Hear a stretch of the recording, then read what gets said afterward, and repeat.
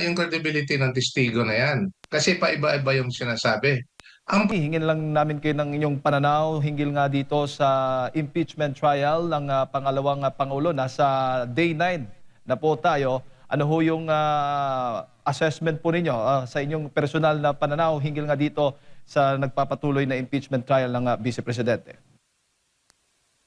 I've been monitoring the trial, and the latest witness that the prosecution presented si NBI Director Atty. Matibag. Mukhang 2 araw ata nasalang siya dyan, ano? Opo. But having said that, may mga butas doon sa mga testimonya niya na hindi natin malaman kung bakit pinayagan pa rin, ano? Like for example, I think there was one portion there is testimony na pinagdedebatehan ng bawat kampo, including the impeachment court, regarding the testimony of alleged testimony of Arturo Las Cañas. Ang hindi po natin maintindihan kung bakit pinayagan pa na yung mga pinagsasabi sa affidavit ni Arturo Las Cañas, pinayagan to get into the records of the case. Kasi nga, as objected to by the defense, hindi lang hearsay ang sinabi, ano? Pero sa akin palagay, hindi lang po hearsay yan. Uh, Hearsay twice detached. Mga 2 beses mahigit naging hearsay. Bakit po? Yung unang-una, hindi po ang kinote doon yung sinabi ni allegedly ang sinabi ni Arturo Las Cañas. Wala naman siya din si NBI Director Matibag doon sa panahon na sinabi ni Arturo Las Cañas. So yung palang hearsay na. Pangalawa, normally ang hearsay pala, nakarinig ka ng sinabi ng isang tao and then you testify that in court. So that's hearsay. Ito, twice detached kasi hindi nga niya narinig si Arturo Las Cañas na nagsabi ng mga ganong salita. And pinagbasihan nila doon sa isang statement na hindi naman notarized, hindi naman pinarmado, allegedly by the affiant Arturo Las Cañas. So doon pa lang po, doon sa mga bagay-bagay na yan, it's a little bit alarming to even consider those testimonies in an impeachment court. Kasi hindi yan pinapayagan sa ordinaryong kaso sa korte po. Opo, attorney, mismo nga nabanggit yan na umamin si NBI Director Matibag na nakabase lamang po doon siya sa mga napanood niya mga balita at nabasa po niya mga balita hinggil nga po dito sa mga investigasyon o itong mga pahayag ni VP Sara. Pero isa po sa mga sinabi po niya, nung sabihin po ni Director Matibag na betrayal of public trust has already been consummated, hindi ba ito isang paghatol na mismo, attorney, tila paghatol sa isyong dapat pang pagdidesisyonan ng impeachment court? Yun po ang opinion ni NBI Director Matibag, na consummated na daw yung paglabag ng betrayal of public trust. But that being said, it's actually up to the impeachment court to decide on the matter. Kasi nga, siya na mismo ang nagsasabi na pagdating sa term betrayal of public trust, hindi po yan basihan for them to proceed to investigate. If you would recall, on the cross-examination of the defense on Matibag, hindi naman sila nagsusupina ng tao na nilalagay nila yung alleged offense kung bakit sinasabi nila yung tao na on the basis of quote-unquote betrayal of public trust. Kasi nga yan, hindi offense. So if you make that conclusion, especially in an impeachment court, you're actually persuading the court that there was already a consummation of an offense, when in fact you are not there to make an opinion. You are there to testify based on your personal knowledge. Opo, opo. At parang pinagbatayan yata yung admission daw ni VP Sara doon sa video, yung kanyang naging press con nga noong November patungkol nga dito sa umano'y banta niya laban sa Pangulo, kay First Lady Lisa Marcos at kay dating House Speaker Martin Romualdez. Sa tingin po ninyo, ganun pa rin, hindi pa rin matibay na ebidensya dahil wala po siyang personal na knowledge about that, attorney. Insofar as NBI Director Matibag is concerned, tama po kayo.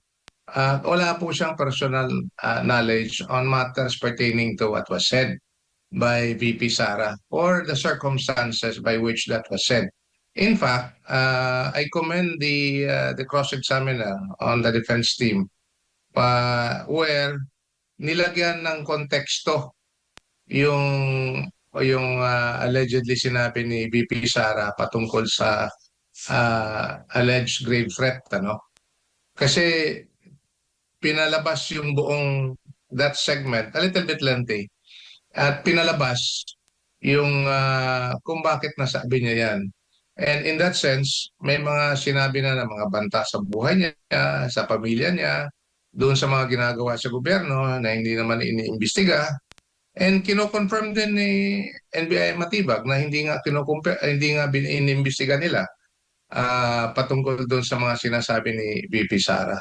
So doon pa lang makita mo na selective if not biased yung testimony na ni NBI Director Matibag patungkol dyan, that portion of his testimony at naipakita ng depensa on cross-examination kung bakit bias yung witness.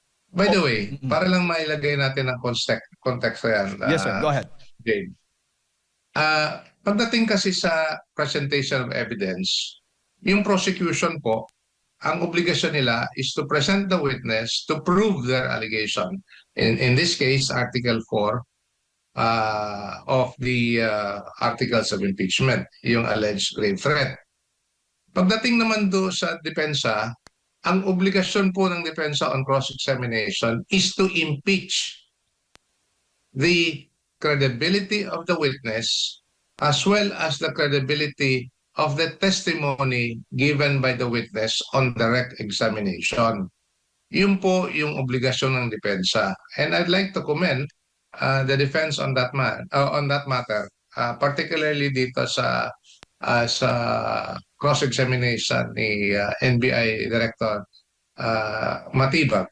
Lalong-lalo na, ilagay ko pa sa dagdag na konteksto, head siya ng agency, abogado pa siya, matagal na siya nagpa-practice, and yet the cross-examiner was able to prove not just specific but relevant points na nagpapatunay na either selective, bias, or hindi tama yung basihan sa pagtitistigo niya. Lalong-lalo na doon sa sinabi ko kanina patungkol doon sa alleged statements ni Arturo Las Cañas, which should not have been given due course by the impeachment court.